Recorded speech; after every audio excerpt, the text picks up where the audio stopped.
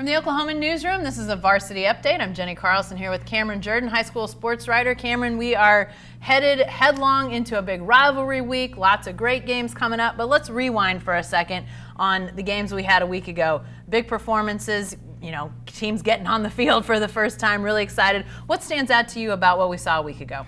Yeah, across Oklahoma City, there are a lot of great performances last week. The one that stood out to us the most was Peyton Wilson from Luther. He had a fantastic game, 17 of 24, 337 yards and 5 touchdowns. Luther's now 2-0 after going 1-9 last year. It's a really big deal for them, but it's also impressive what Tyler Travis at Deer Creek did. He transferred from Edmond Santa Fe. He's a move-in.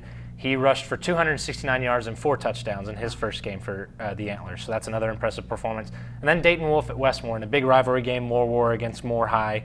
He was able to throw for 5 touchdowns and had more than 350 yards passing. So a really good week all around the board for a bunch of student athletes across the metro. Well, I mentioned rivalries this week, but there were rivalries last week. That's really what these pre-district games are all about. So there's rivalries every week, which brings us to this week. What are the games?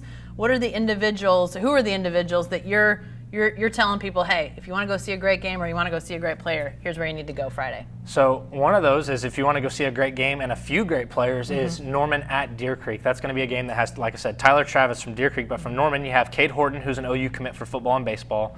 You also have Andrew Young, a wide receiver, who also had a great standout performance last week.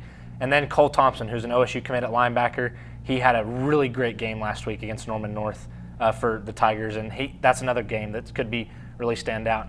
If you're looking for a little bit of smaller school action, you have Minko at Crossings Christian. Okay. Minko's ranked number 4 in Class A. Crossings Christian is ranked number 8.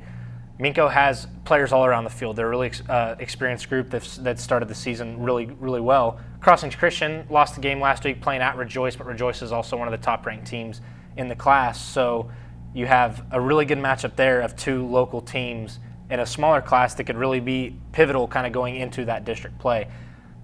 Lots of good stuff. Now, if you want a good game with some good players, but also some special stuff going on, Friday night at Carl Albert's probably the place to go, right? Yeah, it's going to be a really big night at Carl Albert.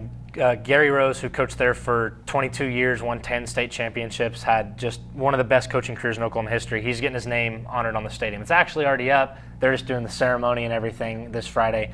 He started his career as an assistant at Del City, coached there for a couple decades, then went to Carl Albert. And it's not that Carl Albert was a bad program by any means, but he really took Carl Albert to the next level. Won, like I said, 10 state championships. A bunch of alumni are coming back. It's going to be a really big night, a really special night, especially because it's the 2 schools that he spent a lot of time with. It's going to be a great night on Friday. And we'll have some coverage leading up to that, some coverage of that night. So lots for people to chew on from a big night out at Carl Albert. So be sure to stay with the best coverage team anywhere at oklahoma.com and every day.